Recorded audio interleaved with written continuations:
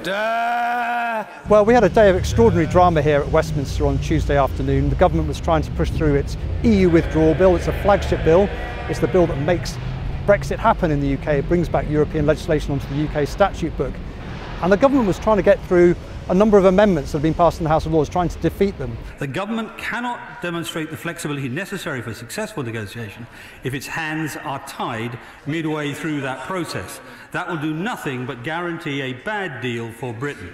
And as the afternoon wore on, it became obvious that a load of pro-European rebels, numbering perhaps 14, 15 in number, enough to defeat the government, were prepared to back an amendment which effectively would have put Parliament in control of the final Brexit negotiations rather than the Prime Minister. It would have given the MPs the power to direct the Prime Minister. All the other governments have got to get the approval of 27 national parliaments.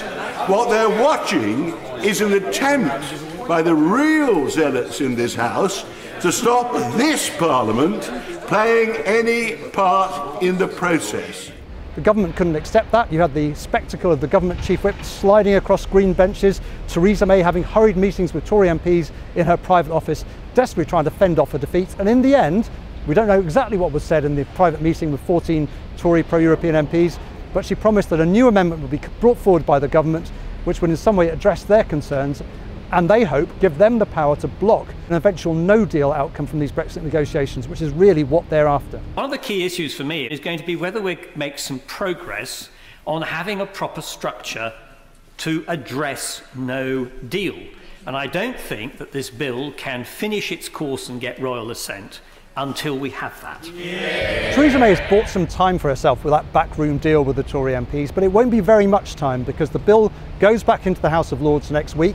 We will see that government amendment and then we'll find out who really blinked. Was it Theresa May? Is she going to give the pro-European rebels what they want? Or is the Prime Minister holding her ground? Now the problem for this, the Prime Minister and the Brexiteers who are urging her to stand up to the pro-Europeans, is this bill will come back to the House of Commons. There will be a vote next week, and if the rebels haven't got what they want, the government will be defeated. So it's a high stakes game of poker. We're expecting to see the amendments sometime in the next 72 hours. And that we're looking forward to some more fireworks next week. And as with a lot of other issues on Brexit, whether it's this particular question of whether Parliament's in charge of the final negotiations or the customs union, the Prime Minister has this tendency to kick things down the road. The problem she's got is the road's running out.